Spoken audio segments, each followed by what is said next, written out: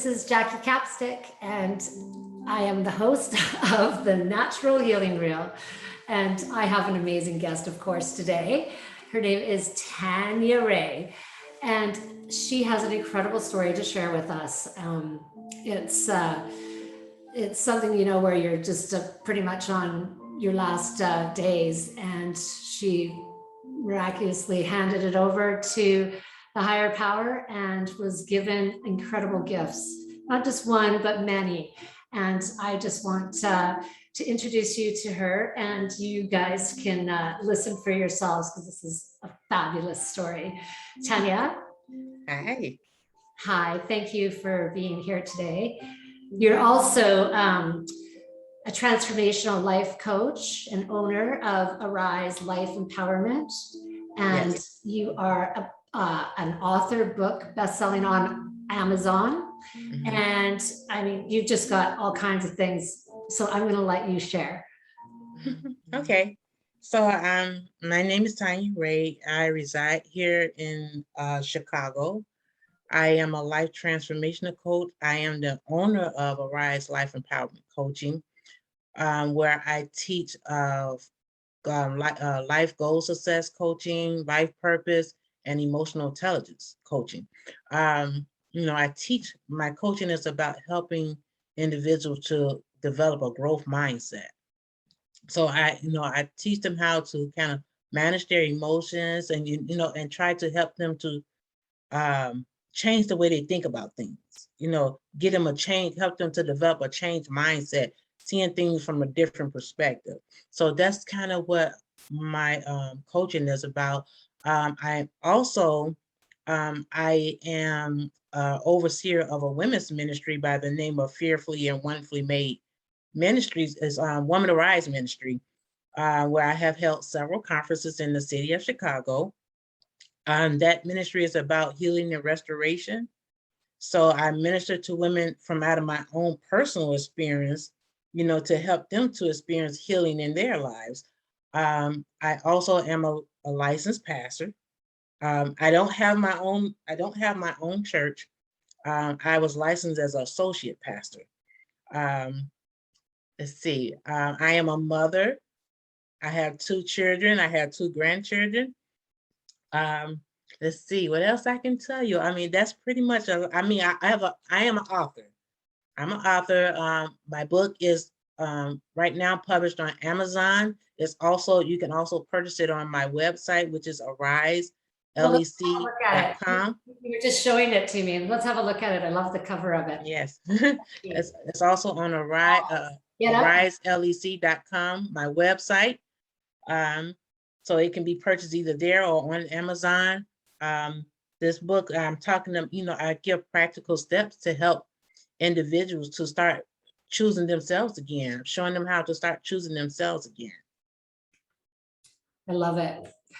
And I think right now is just the most incredible time for this information, because I know for myself, I'm going through, and what you're sharing right now is the thoughts and all the patterns that and stories that we tell and think about, and breaking them down. And we keep ending up with the same thing. Well, for myself, it looks different. It's a different picture of people and situations, but the underlying core of it, I found out, is the same. It's kind of tricky, right? Because it takes a while to wake up to that. And so I guess you woke up real early when you went through a life-changing experience. And tell us about that. So my life change, you want me to talk about my life-changing experience? Yeah. Okay, so I am for many years I struggled with I had a struggle with diabetes, and pretty much diabetes almost took my life. I had so many ups and downs. I experienced passing out, didn't know I was out, wake up at the hospital, didn't know how I got there. It was stuff like that. So my diabetes was really bad. it began to affect my kidneys. So over time, I was going back and forth seeing my nephrologist doctor, that he was following up with me. And I remember in August of 2012, my son was getting ready to get married, and I was just so sick, you know. My legs and stuff was very swollen, where I was like, it was kind of hard for me to walk. I couldn't put shoes on my feet. So I'm like at my son's wedding with flip-flops on, you know. I'm dressed up, but I have flip-flops on. But I was so sick that day, and I called the doctor, and they told me to come in because it was time for me to go ahead and start on dialysis.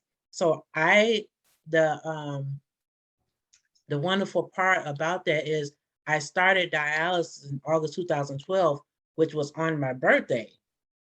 And then, going back and forth with that, I ended up doing the PD dialysis from home. So I want to tell you some of my wonderful experiences with that, because because this will help encourage somebody else that may be on PD dialysis. And the one thing that I loved about the PD dialysis, because I was still able to enjoy my life. I felt like my life was on a time clock, but I was still able to enjoy my life, where I was still able to travel with it. So while I was on dialysis, I traveled way to New York, and I was able to take my equipment with me. So I still had some sense of life, living life and stuff like that, and being able to get out and enjoy things, compared to having to go into a center every day and being hooked up to a machine. And I also was still able to still work my full-time job. Wow. in the process of all this. So, I give that encouragement to those that may be experiencing being on PD dialysis, but being on that, way, hasn't it? It's come a long way. Come along. My mom was on that. There was the job finished, her life ended. She sat there with all this machines dripping through her. So so you're traveling with dialysis? So it's portable, packable, off you go? Well, only thing that I had to take with me when I traveled, there's like your machine. So they give you, what they do is you let them know that you want to travel, and they send you a luggage to carry your machine in, and then you just tell them where you're going, and they would have all your other equipment for your treatment shipped to where they had it shipped to the hotel or where I was going to be staying at. That's amazing. So all I had to do was carry my machine with me, and I was, like I said, I was still able to travel and still have fun, while doing this. And even throughout that time,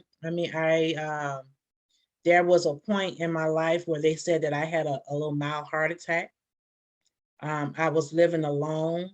But I'll finish telling about the part with the transplant first, because in August of 2013, again, on my birthday, I received a call from the transplant team telling me that they had an organ. They had a kidney for me. So, and prior to that, I had been in the hospital for like 2 weeks because I had got a bad infection in the area where my port was. So I had to go in the hospital and was like on strong antibiotics for like 2 weeks. And then after that, going back and forth to the doctor, and them continue to treat me to make sure the infection was cleared up. So when they did call me for the kidney, I had to let them know that I had been on antibiotics. And they told me, oh, they's like, we're not going to be able to give you the kidney because we have to make sure that that infection is cleared up. So they was like, well, let us call your doctor's office and see if they got the results, from the test that they did on me. So they called, and the results wasn't back. So they was like, you have to go back on the list. And that was on my birthday. So the next day they called me back, and they was like, do you still want this kidney? I was like, yeah, if y'all gonna give it to me. They say, well, we have this kidney and we couldn't find no other match for it. They told me you was the only perfect match for this kidney. And I was like, wow. So Happy. I was saying, that kidney had my name on it. I was like, you couldn't give it away. So they was like, we're going to bring you down here. We're going to test you ourselves. And if it shows that your infection is cleared up, you're going to surgery. So, me and my family, we was down at the hospital. We was all crammed up into this one room. I think they called me like 4 a.m. and was like, your infection is cleared up. You're going to surgery in a couple of hours. Wow. Mhm. Well, what a birthday gift. Yeah. So it's been 8 years now. It's been 8 years for me. I haven't had any problems. And do you have diabetes still? No. No diabetes. No diabetes. Glad you kidney. And you're just, I mean, you look fabulous. So isn't that something? Mm-hmm. And so did you start doing this work, reprogramming the thoughts and putting in new thoughts? Like, did you become conscious of doing that kind of before or after the surgery? You took like which thoughts are you talking about? Like what I'm doing now? Yeah, like you were saying, just kind of, putting good thoughts, like changing the thoughts so that you're not letting what is it, 50 or 60,000 thoughts a day that we have that are running through the subconscious mind that we're not aware of. Right.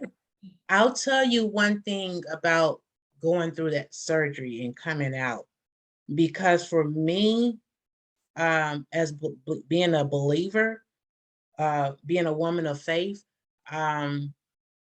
I felt like, as I was going into surgery, that I not only went through a physical surgery, but I felt like I went through a spiritual surgery, because when that surgery was over, I felt different.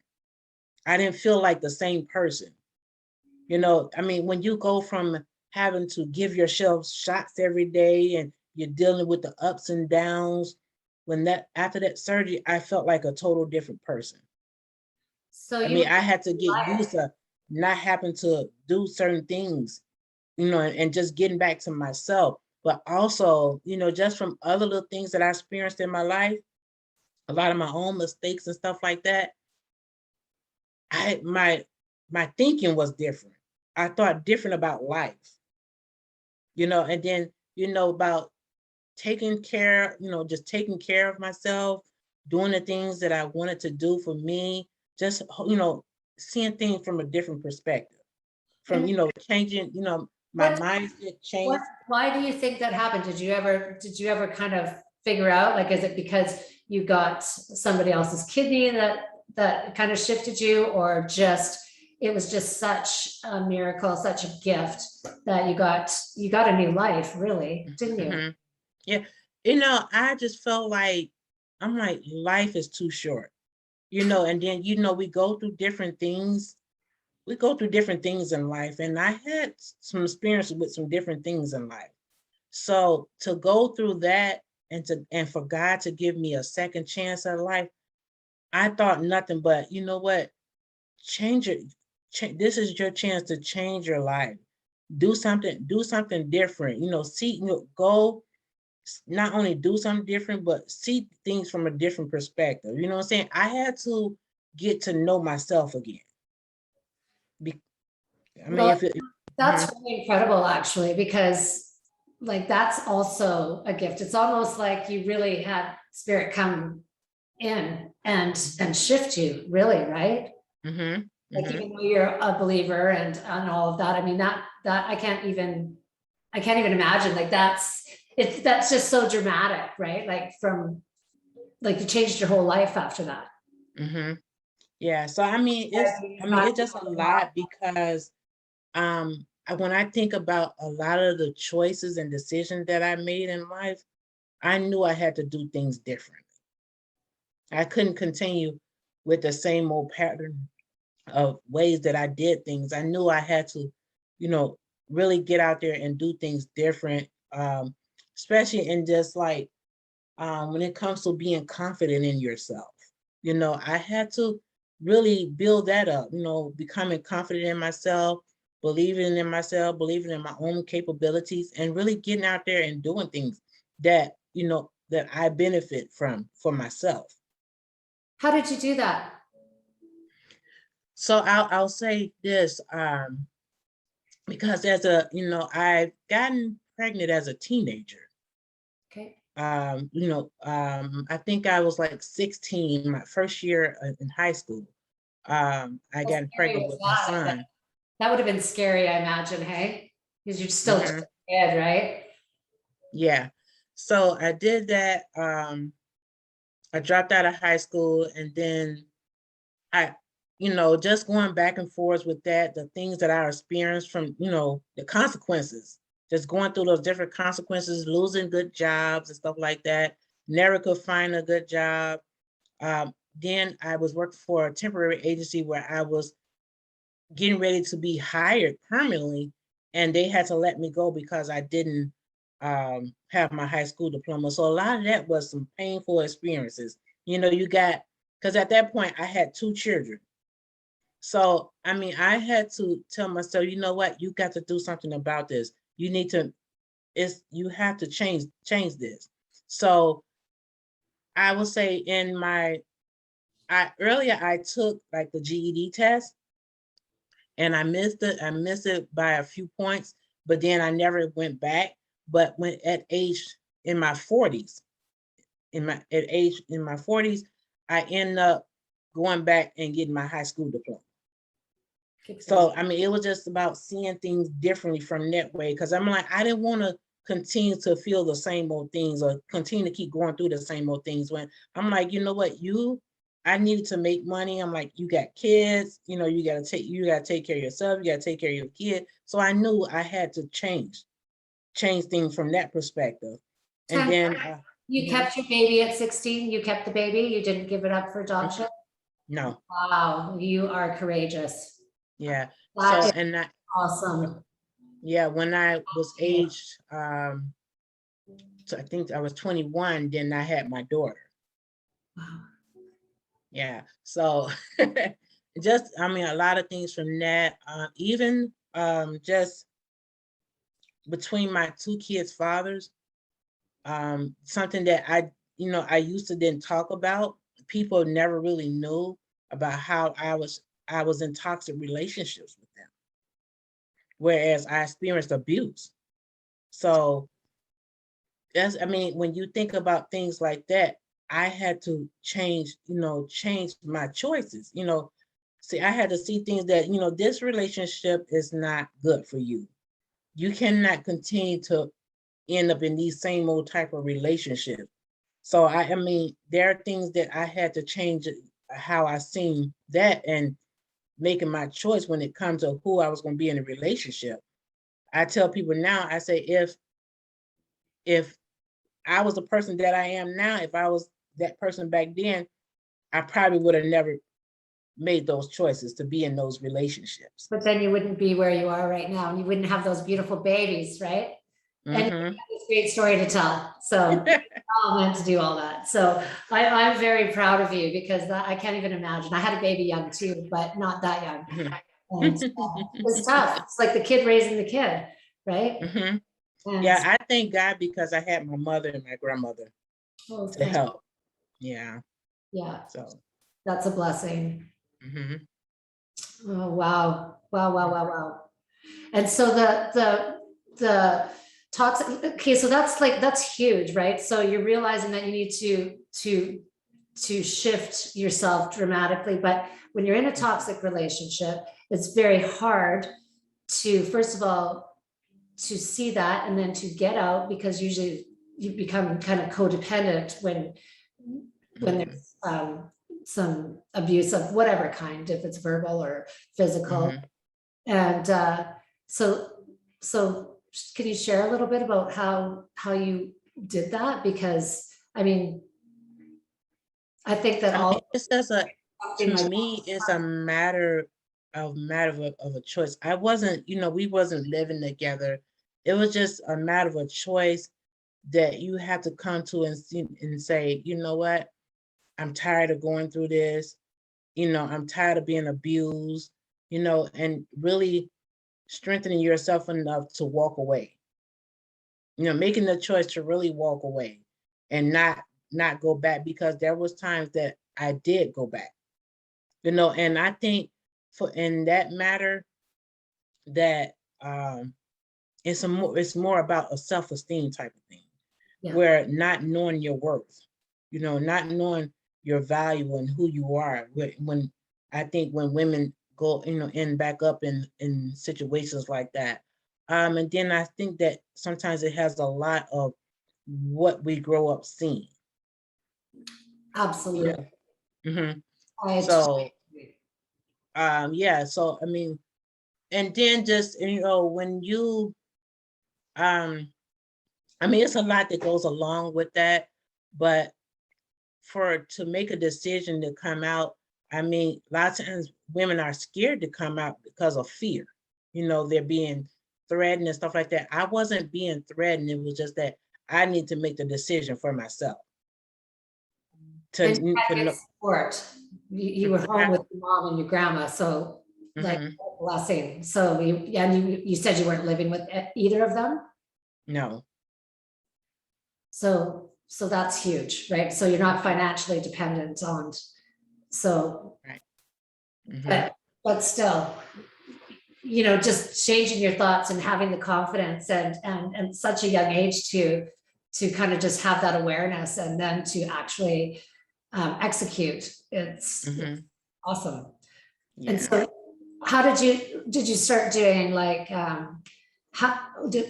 where did you get the strength to boost your self-worth and your confidence? Like, what were you, I mean, you had the thought, you knew that you had to make a shift. And then, so was there a process that you kind of started to do for yourself, or what did you do? Well, pretty much, like I said, it was about making a wise choice to walk away, because even in the midst of experiencing that and you thinking that you in a relationship with somebody that you love and they're just doing all types of things, and I mean, for as they were being with other women and stuff like that. So, I had to make it was, like I said, it was for me to just make a decision, and understanding that this is not for you. You coming to a conclusion that those relationships were for me. And with my daughter's father, he walked away. So that was a good part for me, that he walked away. So, and then probably, was he as young as, were you guys the same age? Like, he was older than me. Yeah, so he it was a lot with that whole situation. He finally walked away, but then later on tried to come back. But I wasn't willing to open that door. Good girl. You had so were you always going to church, and did you always kind of have that background, like that strength and that, I mean, I think that's probably a really number one thing, right?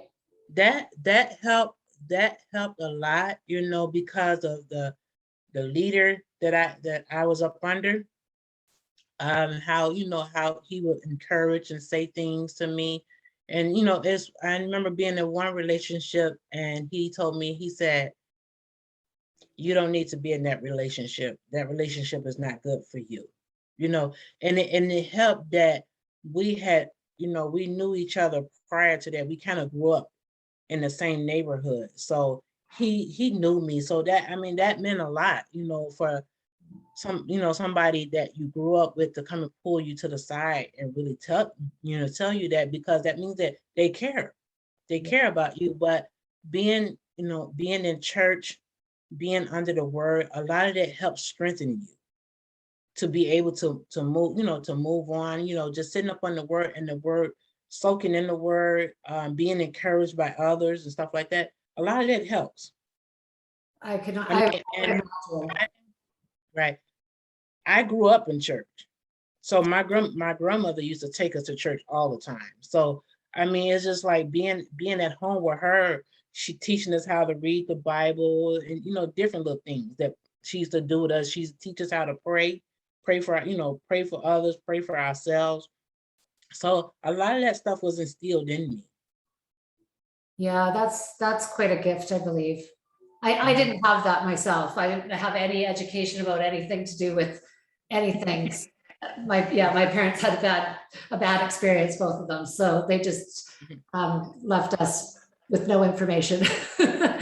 So it's been kind of a journey, and not that I didn't even want to go to church because I thought it was kind of like, you know, because Mhm.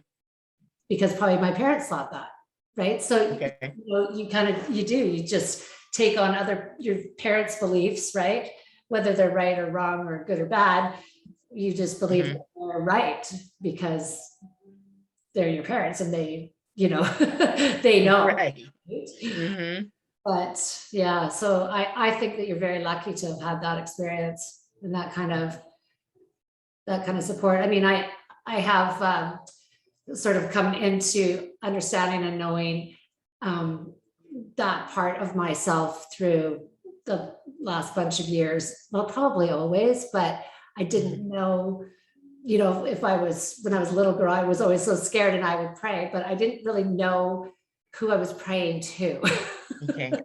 You know what I Mhm. mean? Like it felt funny to say God or Jesus or something just because I didn't have a relationship at all, Right. you know? Mhm. So Mhm. I think that's quite a blessing that you had to have that experience. Yeah.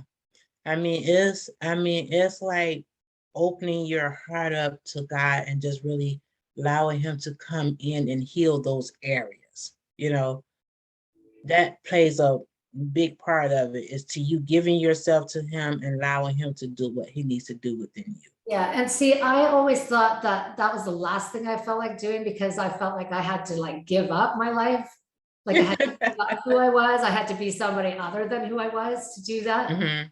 because I Mhm. have no understanding. And I think that is a common thought is that when you don't have that relationship growing up, like my friends, none of them went to church. And so Mhm.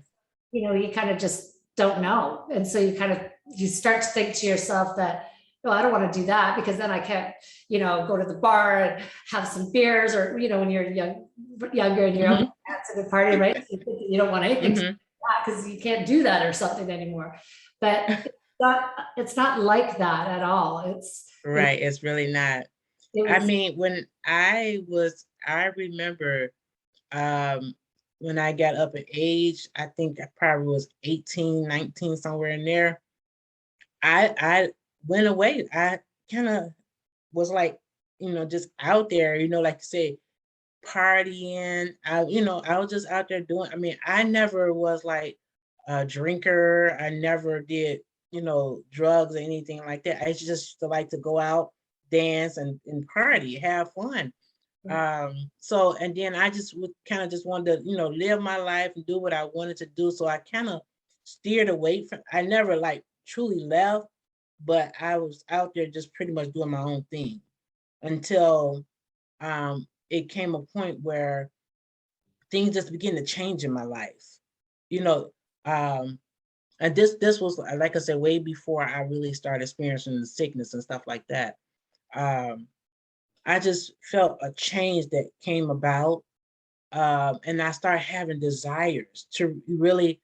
Where growing up as a kid, I never really had that really urge to really sit and read the Bible. I yeah. mean, we would my grandmother would do it with us, but on my own, I never had that desire to do it.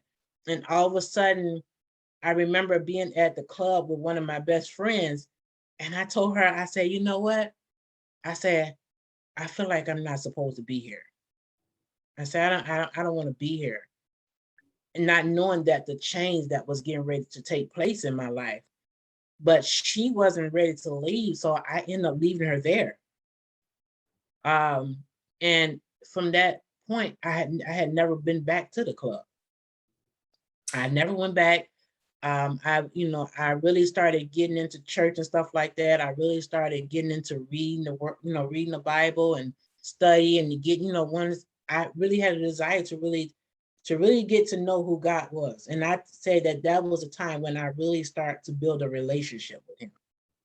So, when all the other stuff started happening, it helped because, I understood who God was. And even at that time, because like I said, I grew up in church, but getting to understand the word, I think, up under the pastor that I was up under at the time, the way he taught was teaching us the word was where we can understand it. That's how he was really breaking it down, where we can really understand what the Bible was saying to us. Okay, that's it right there. That's it right there. Because I think the few experiences that I did have, I was very uncomfortable and it didn't feel like I wanted to go back because I didn't really, yeah.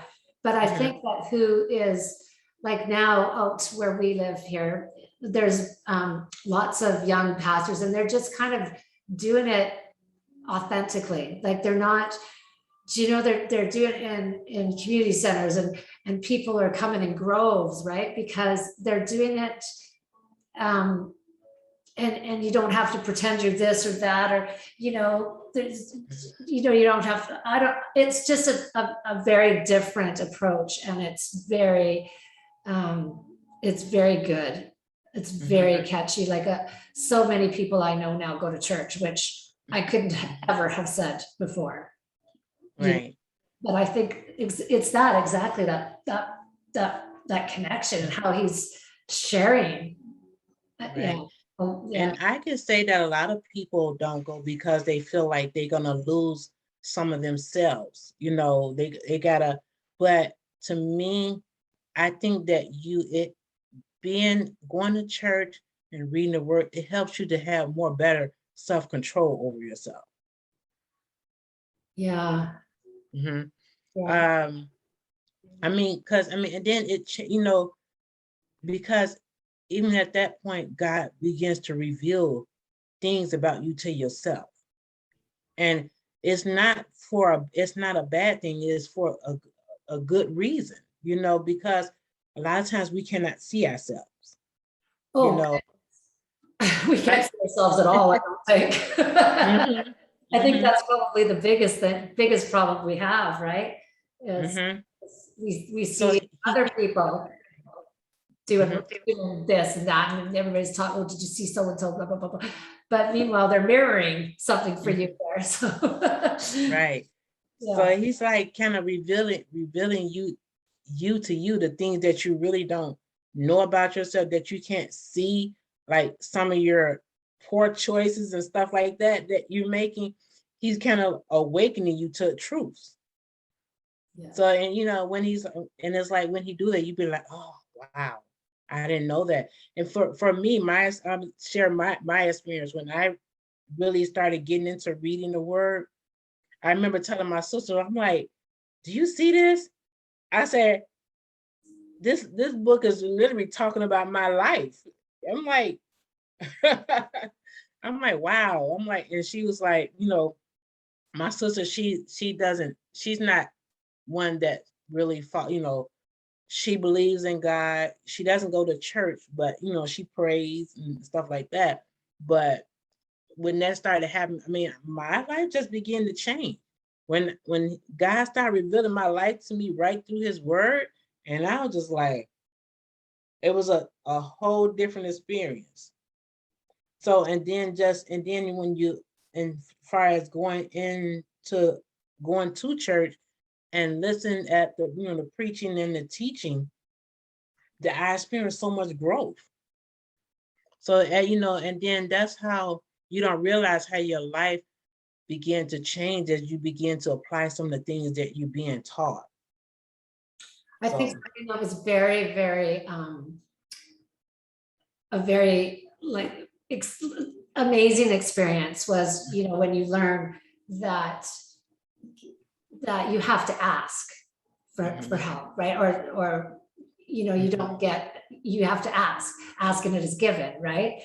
And And because we have free will was how it was explained. So I started to try that out a little bit, right?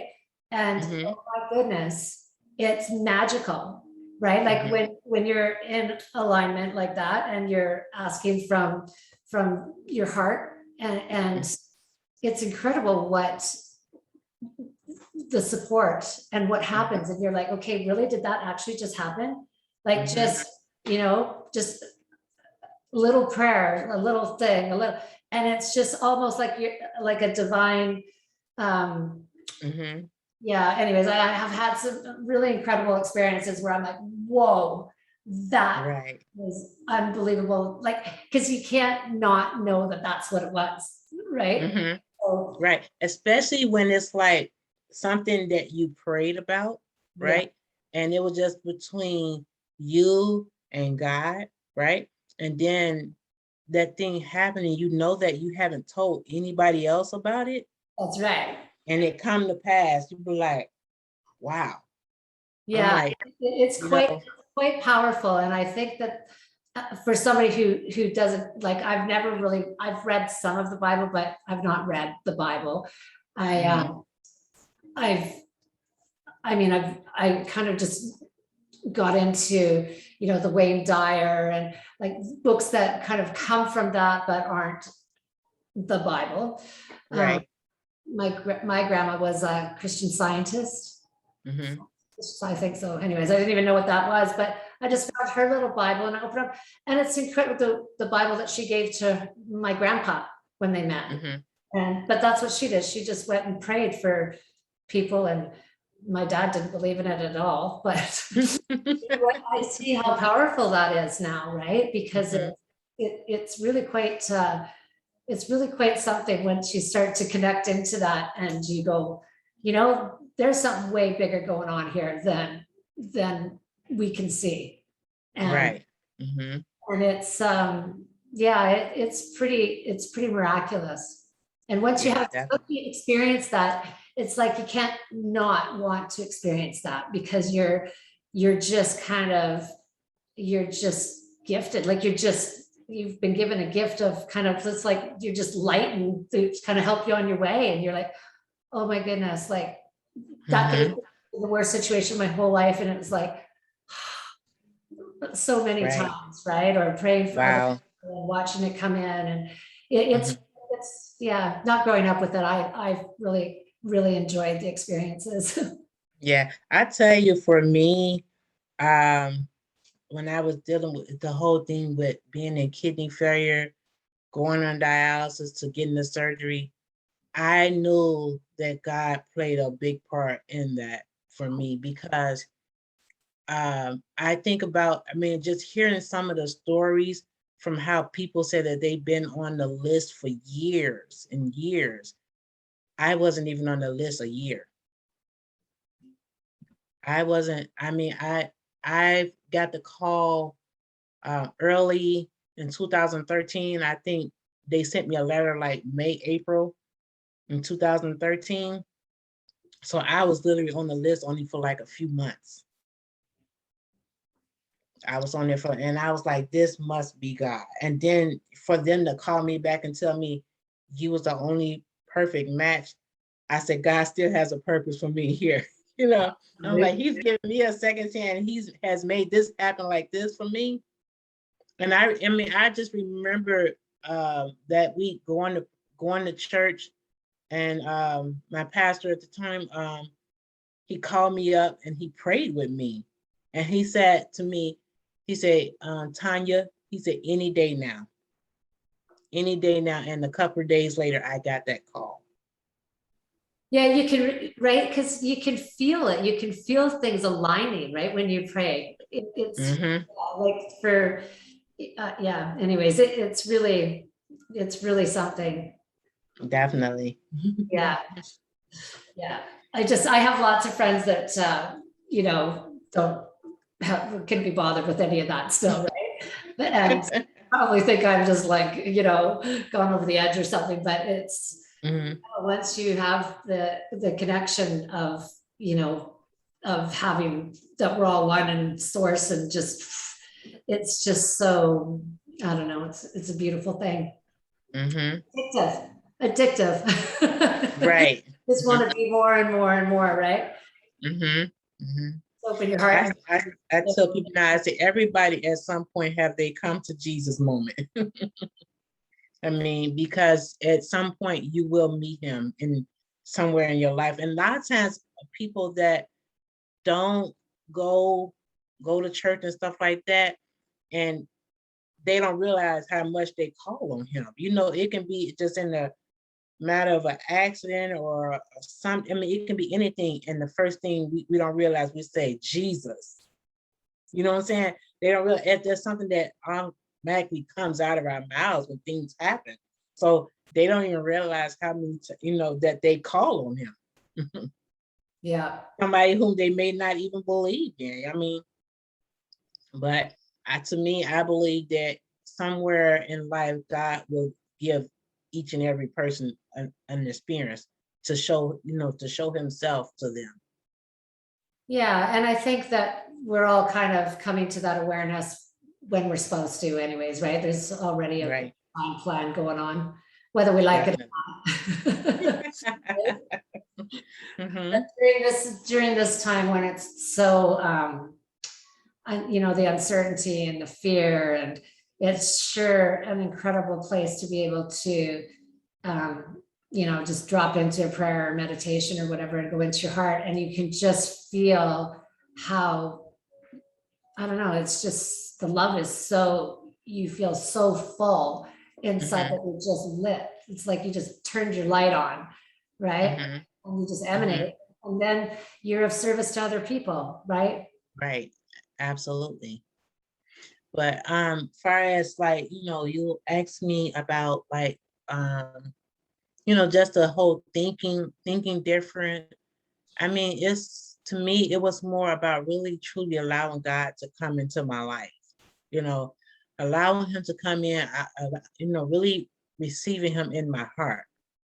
And a lot of times we don't realize when we're going through things in life that we have to cry. They call it cry out to him. Is where you have to give these things to God, place it in his hands, because sometimes some things are out of our control.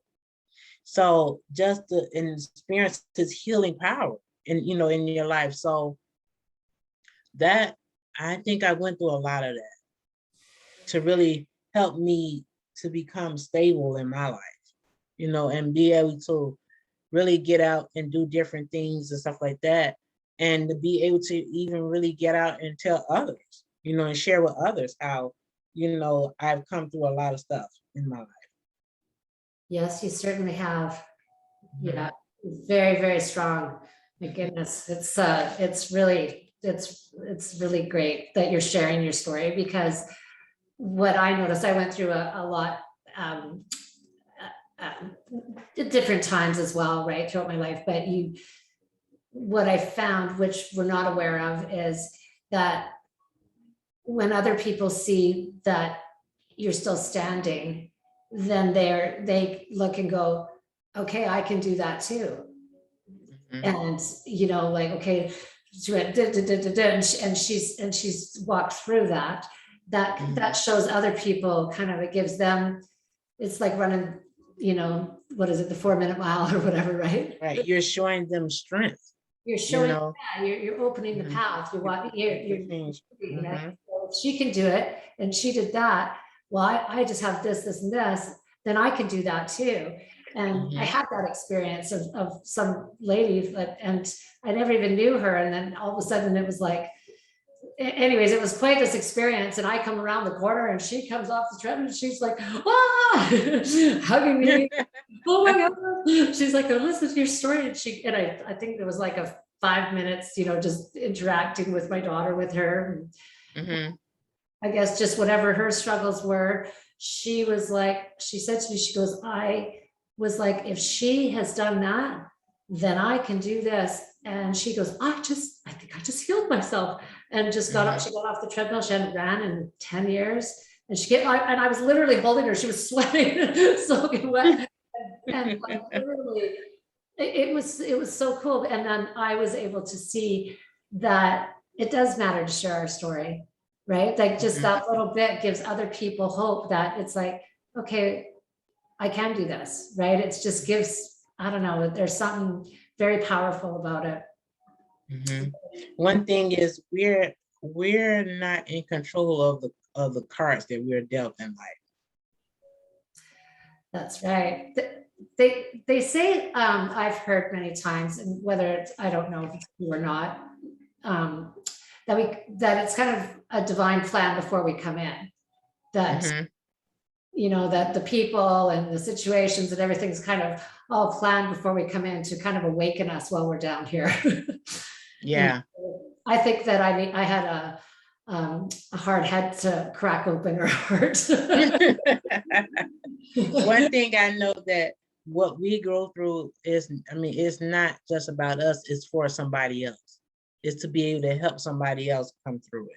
That's right. That's what I was trying to just share.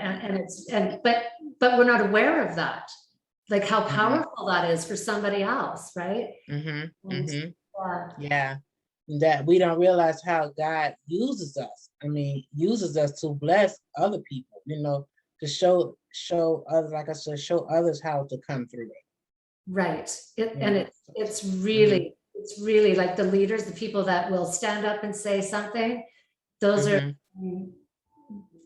yeah, that's the gift, right? That is the gift. Being able to be being used, like being able to be of service, right? Yeah, I love it. So let's talk about your book. Let's tell me about your book. So my book, I mean, like I said, the main thing it's about is knowing how to choose yourself, you know, learning how to choose you. You know, it's one thing that I always said, when life knocks you down, you got to know that you still have to get up and be able to still choose you, still go after the things that you want.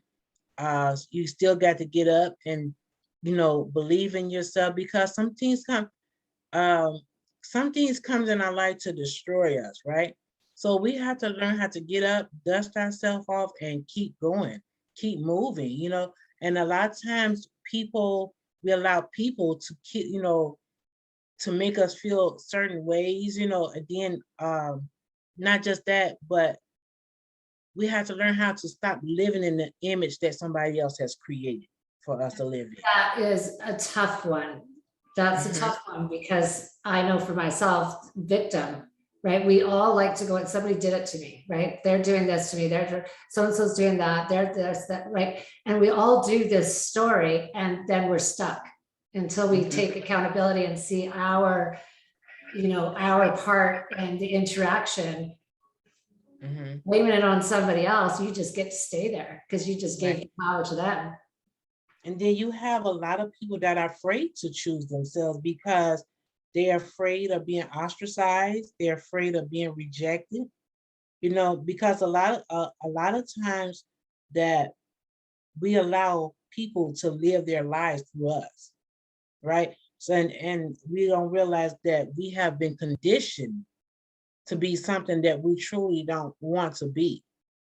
So it's like, you know, growing up as a child, being influenced by, you know, maybe it was your parent or, you know, close relative or somebody like that you've been influenced by. And then it's the pattern that you've been taught.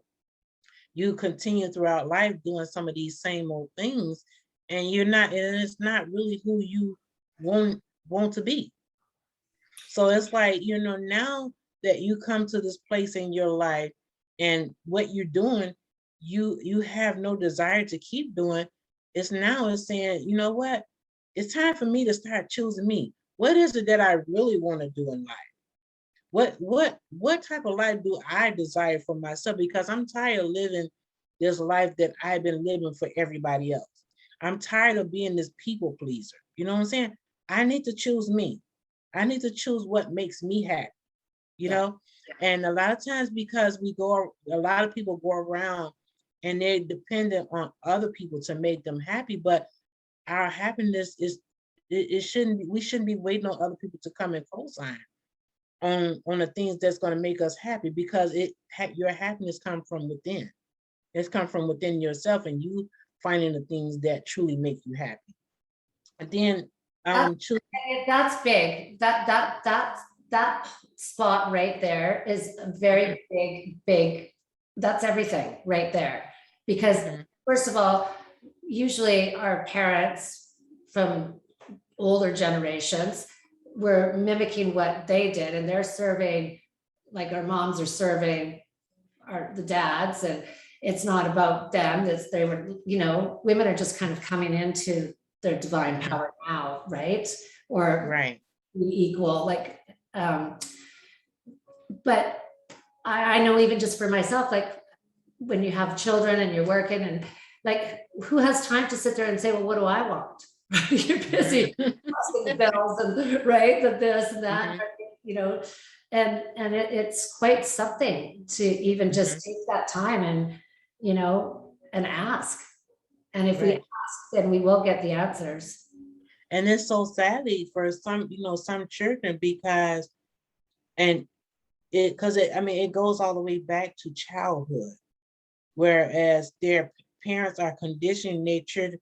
We have parents that say, oh, I want my kid to be a doctor. I want my kid to be this famous basketball or football player, or I want you to be a lawyer, but never asking the kid what they truly want to be. So it's like this kid is going through life trying to be everything that the parent wants and not really going after what they desire. So true. It's a shame. And they end up being stuck in life in something that they never really wanted for themselves. And then they're being afraid to get out because they don't want to hurt the parents' feelings. Right. Yeah, because they're getting praise when they're doing what, while the parents living themselves through their child. They didn't is usually what's going on, right? So they're push, and then it's all about what everybody's saying out in society about you, and it's all about, keeping up with the Joneses is the saying, I guess, right? That everybody wants. My book is pretty much about, overcoming all of that. That's amazing. It's about overcoming over that, and it's about choosing you. It's about getting to know yourself. Getting to know yourself, accepting yourself for who you are, the things that you desire, the person you desire to become. It's about just embracing yourself. And, a lot of times we do things to try to fit in with people. And then we, a lot of times, if you're trying to fit in with people, you're trying to be something different. You're afraid to be yourself because if you be yourself, you're afraid that they're not going to like that version of you. So you're trying to become something different. So it's about embracing who you are, realizing that there are some circles that you're not going to fit into, and you don't force yourself to try to fit into. And you got to know that there are some people out there that you are going to connect with. That's going to accept you for who you are. I love this. So, and then, also in my book, I talk about, there's a chapter in there that I talk about taking your power back. So, and it's huge. I think that's so big, right? Because a lot of times, even like with my kids, I'm like, okay, well, you just gave your power away. And they don't understand why they're feeling kind of like the underdog, right? But it's like, okay, because they said, and then you just gave you, right? So now you're feeling like not enough, like they're up here and you're down here, but you just did that yourself. You just gave that to them. But, and it's, I wish somebody would have taught me as a teenager, but I'm learning. So, it's everything. Right. Well, it took me up until adulthood, especially during this whole pandemic, to realize how much of our power that we give over to people. When we allow them to control us, we allow them to control how we should feel. We allow them to control the things that we should do. When we have to learn how to take that power back, take back control of your life and do what you desire to do, and not allow yourself to feel guilty because you made this choice. That I'm going to start I'm going to start choosing me. I'm going to start doing what I desire to do, because a lot of people think that you're disrespecting them, especially when it's a parent. They think that they feel like you being disrespectful because you don't want to accept the choices that they made for your life, but it's your life.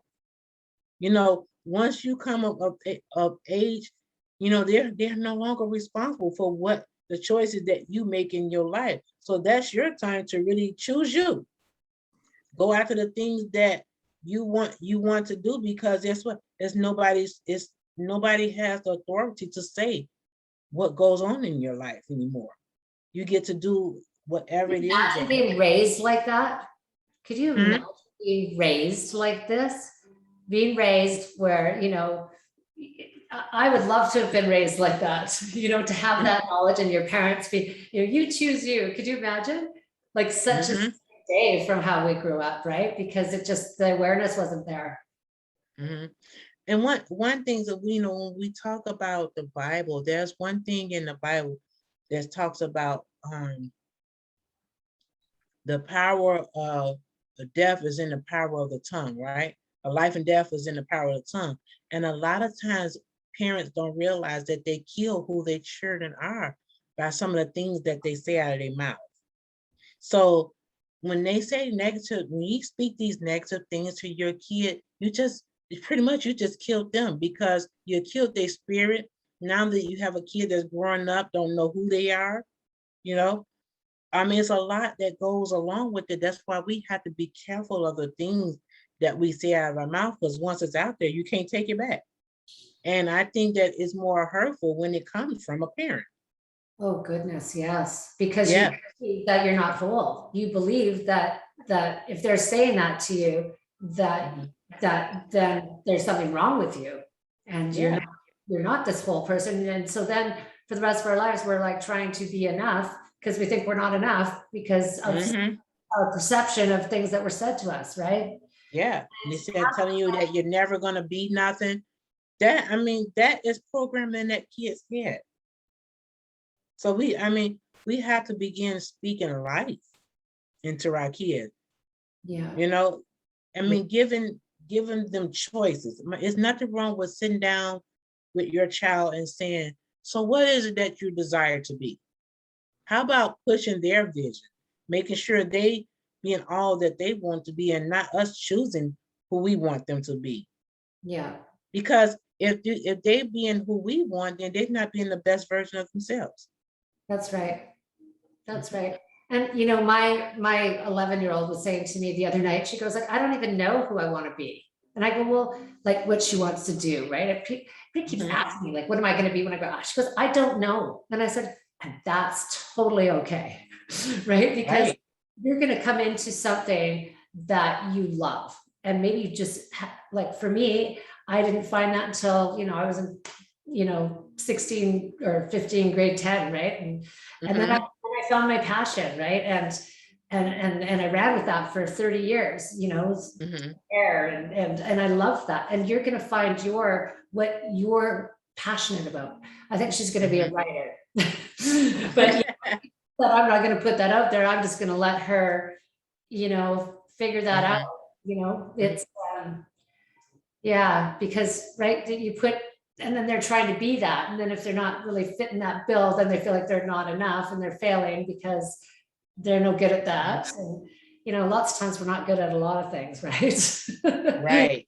Because we have desires as kids growing up. Like for me, I used to always say I wanted to be a nurse. So when I got up in age, I went to school. So I worked in the medical field for like 16 years. I stopped working in the medical field this year in February. Wow. Because I felt like, it wasn't something that I wanted to continue doing. I felt like that was more to me. There was something more that I was supposed to be doing. And that's why I became a life coach. Because I knew it was something that not only that I knew it was something more to me, but I knew it was something more that God wanted me to do. So that's why I became a life coach, so that I can be able to have a more impact in the life of other people. Yeah. So I kind of just like lost my desire of being a nurse. People will always try to push me to go back to school to be an RN, and it was just never my desire to do it. Yeah. Yeah. Yeah. So I mean, think it your desires can change over time. So your life coaching, are you doing it over Zoom? Or are you doing kind of one-on-ones with people? How are you running that? So it's like I'm doing in person, Zoom, and then some on just on a phone call. Yeah. So Yeah, I think my main ones that I've mostly been doing now has been like my emotional intelligence coaching. So I have a lot of people that dealing with a lot of emotional stuff. yeah, the energies are so the highest they've ever been, they say. Mhm. So it's pretty, I find it very intense right now. I find it's been very challenging, this whole being at home with the COVID thing, and it's Mhm. and just all the other things that are going on that, you're kind of coming into awareness and letting go of, and, reprogramming old stories that, I didn't know Right. coming, and yeah, and learning to choose me, right? And Mhm. understanding that most of us aren't, we're Mhm. just not. We're outside out here, right? And Right. just, I learned just breathing into my heart, and just thinking that it's in for 5 and then out for 5. And it just like lands you inside your body. And that's where all your power is. And Mhm. that's where our connection is, right? That's where, Right. that's where, that's where it's all at, right? Mhm. And it's so simple, but we're so busy on the outside. Yeah. So I mean, choosing you it's about figuring out, what area do you need to choose you at? Because like I said, a lot of times we going off of others' opinions, we're doing what people want us to do all the time. I mean, I teach a class to a group of women. I teach it once a week, and I tell them all the time, learn how to choose you. Don't be living your life for somebody else. Live your life for yourself and live it intentionally. What a Live great, it on purpose. But you have to choosing you can mean whatever choosing you mean to you. How, you have to take time to sit down and think, what is it that I need to do so that I can start choosing myself that's going to make my life better? So that's pretty much what that's about. yeah, but it's just even taking the time to sit down and ask that question is what I Hmm. found out that I wasn't doing. It's like, what do I want? Hmm. I don't know. Like, Right. I'm gonna have And to think about that, right? It's like you're busy, so busy on looking after everybody else or whatever the story is, right? yeah, I will also say this in my book. I talk about emotional infirmities. So, just like the Bible talks about a woman that had a spirit of infirmity for 18 years, right? It doesn't really tell us what her infirmity was, but in my book, I tell them, I say, our emotional infirmities could be anything. It could be something that we have dealt with for so many years and it has gone unaddressed. Something that you have not dealt with. It's about going ahead and addressing those things so that you can be able to move forward in life, because a lot of times, because we don't address things or address some of the things that happen to us, we find ourselves stuck in life. I can attest to that. Mhm. And I think they call it some shadow work, right? And very, very difficult sometimes to figure out what that is that's at the bottom of the belly that you stuff down there for, little girl's perception of something that happened, right? Absolutely. Yeah. Absolutely. I just came to my epiphany, just like I'm 55 and I'm like, abandonment? Really? I mean, obviously, but like, I just wasn't, it's like, and all of a sudden, you start to create a whole situation around you that's mimicking this. So it's like, can we get this any louder for you? But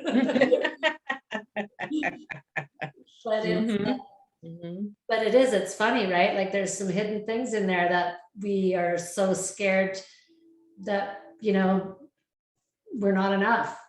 Mhm. We don't want anybody to see And again, even with that, because that's a class that I taught too, about feeling guilty and shame, and a lot of times because it comes from dealing with abandonment, So like I said, a lot of that stuff you have to trace all the way back to childhood. Like what made you feel abandoned? What was said to you that you felt abandoned? Was it loss of a parent, or was it, whatever the situation is, you have to get to the root of where it came from in order to really deal with it and, be able to, in order to move forward in life and let it go, to remove those feelings. Yeah, but we have this thing inside that there's fear, right? And so we do everything to distract ourselves and to not have a look at it. I mean, I was desperately trying to, dig out and trying to figure out what the heck, because I'm looking and seeing the patterns that I'm doing, and I don't want to do those patterns anymore. I want to choose some new healthy ones and release the stuff that isn't working for me clearly. And that's tough work though, right? Because you have to. I'll say one part is this, I would encourage you to do is look at forgiveness. Everything. And what I really realized is that the forgiveness is giving all the Ho'oponopono and all of these forgiveness prayers, right? It's always it all comes back to forgiving ourselves, right? Forgiving ourselves for not loving ourselves. Yeah, that's definitely true. If we're able to love ourselves, then we're loving others. But when we're not loving ourselves, we have no space to love another, right? And we don't know that, because we get so unconscious, or I was, anyways, it's just such big work, right? But it's so worth everybody's time to be diligent and do it, right? And positive stories in there that are actually going to bring some good stuff in our life, instead of the old, those stories, right? We tell them and tell them and tell them, and we keep getting more of the same and more of the same. We don't understand why we're getting more of the same, and we're not getting anything new. And it's, it's like, hey, you're in the past. Hello. Right. That was, I had to teach a class today, and I actually talked about that, about letting go of the past. Truly letting it go. And sometimes you have to just let go, especially if it's where you've been in a position where you've been hurt by others. And a lot of times we find ourselves stuck because we're waiting on that person to come back and apologize. But what happens if they never come and apologize? Well, here's the other thing, is they're perceiving the situation totally different than what we are, right? They're perceiving it that you need to come and apologize because everybody's having a different experience of the same experience. And that's another big thing, to realize is that, you think that person's experiencing what you're experiencing because you're in the same conversation, but they're not. They heard and experienced something way different. I learned that. Absolutely. Absolutely. What happened? So that's, I was in that conversation. absolutely. Yeah, it's all right? Yep. We have to be able to do this. It's so hard. I find it so hard.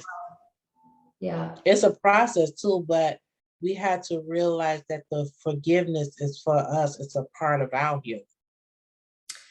Yeah. Yeah. Yeah.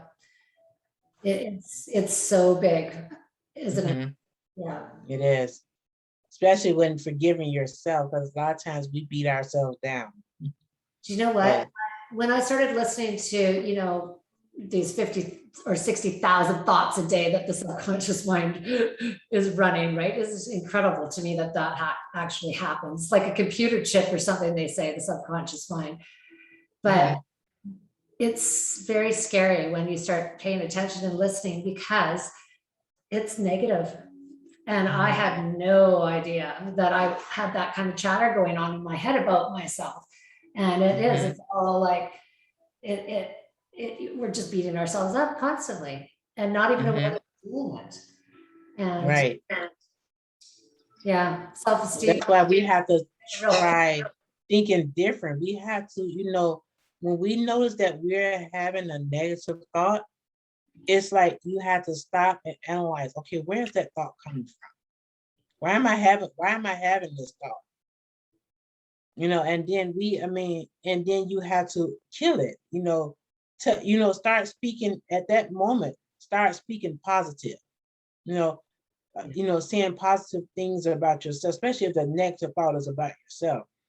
Start telling yourself positive things. Even if you had to wake up every day and say something positive about yourself, it helps to remove the negative thinking. Well, and I think I was hearing, and as just lately, that once we've had the thought, well, you already just said this, once there's words or thoughts, right there, it's already manifesting, right? That energy is already broadcasting out from us. And so we can't get rid of it. We have to kind of U-turn it and go, okay, well, that maybe was the truth, or that was a story that I heard that I took on and adopted, but that actually isn't my truth. And kind of U-turn it out so that, because it's not going to go away. We can't like stomp it out or whatever, because I think I was trying to do that for a long time. Get rid of it.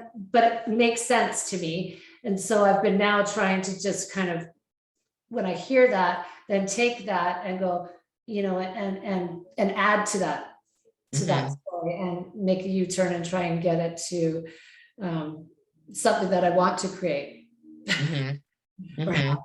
Yeah. So, it's like, even just not going back to scriptures, the scriptures even tell us to cast those thoughts down, all the negative imagination, cast them down, destroy them. Because one of the things about the enemy is we know that he tries to subject all these negative thoughts in our heads to get us to believe even the lies that we tell ourselves or the lies that others have told us and stuff like that. This is the way he gets to us, because we have to understand that our mind is the enemy's battleground. Okay. Because is that how it goes? Okay, I didn't know that. That's interesting, because that's 100%, because we're not aware. We're like only conscious, like 5-7% of the time. So those unconscious thoughts are running, and they're nasty, most of them. And they're not even true. There's something that we heard, or something that it thought or feared, or something that might happen. And then we thought it, and then we think it again. And then all of a sudden it starts to happen, because we're, okay. So that's what I understand now. Yeah, because like I said, when you start having these negative thoughts, before you start believing it, take some time to analyze where it came from. Because most times it's either something somebody said to you, or it may be because you may have failed in one area and you don't want to try again. If it's something that you did and you failed at, and now you're telling yourself, you know what, that's never going to work for me. You have to analyze where it's coming from, and then you train yourself to think different. You know what? Okay, it's not. You know what? I'm going to try this again, but I'm going to use a different approach about it. Yeah. You know what I'm saying? It's using things like that, because you don't want to continue in the same old negative pattern. Because if you keep thinking that way, and we don't realize, like I said, stuff like that affects us somewhere else in our lives. It affects relationships, a lot of different things, when we're thinking negative about situations, so yeah, we had to begin to remove those thoughts. Yeah. Again, like I said, our mind True is the thoughts. enemy's playground. Our mind is the enemy's playground. And I tell people all the time, if he gets your mind, he's got your whole being. Ah, got it. Okay. I understand that. Interesting. I never really kind of got the whole devil hell thing, right? It was always like, you know, it was like I didn't really like, maybe I didn't like the sound of it, didn't want to get it. That makes sense, right? Because I mean, you think those thoughts and you think them, and then all of a sudden you're broadcasting the energy out of you, and law of attraction, it doesn't know right or wrong, good or bad. It's just giving you more of what you're asking for or thinking about. So if you're thinking negative, you're going to get more negative. But all you're gonna get is a negative, and then it's like you're not gonna be able to live life if you constantly keep thinking negative about things. right. And most of us have no idea how many stories and programs we have that have been given to us, or we thought were true because somebody said it and then we heard it and then it was something else. And then all of a sudden it's like, we think it's truth. And it's like, it's all just not true. It's all just blah, blah, blah, right? So learning that was a really great thing for me, right? It's all just whatever, it's all just blah, blah, right? all that's real is right here, right now. All that's done. And, you know, and that's such a gift, right? Absolutely. Yeah. Well, you know, I probably have kept you on here for way too long. I'm sorry. Be like That's all right. That's all right. It was really, really great chatting with you. You're wonderful and very, I mean, what a life that you have to share. And thank you. Thank you. For sharing it with me. And I think I'm going to pick up that book of yours. I think that it is probably just perfect for me right now with where I'm going, or what I'm just kind of going right through that process that we're talking about today. So thank you. No problem. Thank you for having me. Yeah. And, you know, maybe we could catch up down the road. Definitely. Okay. I'm already started my own, I'm in a process. I've started it, but I haven't really got it fully up and going, where I'm starting my own podcast. Good girl. Do you know right what? Now, 100% you should be podcasting. 100%, but a lot to share. So why don't can you leave me any information that you can, so that we could get in touch with you, or get, you know, I could put it with our podcast so people can, you know, find your book, find your courses, find your, you know, sure. Yeah, that'd be awesome. Okay. All right. So I can be contacted. I am on Instagram upon the TJR Tanya 42 at choosing me. I'm also on Facebook. You can find me on Facebook. My personal page is Tanya Ray, but my business page for my life coaching, you can find my life coaching business at Empower 22. Okay. Also, I can be contacted. And I'll put it, I'll write it out with the podcast, so that then it's kind of just boom, boom, boom, right under there. So people can just kind of connect and click with that. Would that be good? Definitely. Okay. Yes. That'd be great. Yeah. Thank you so much. Really, really great to talk to you today. And I look forward to meeting up with you again down the road. Definitely. I'm looking to hear from you.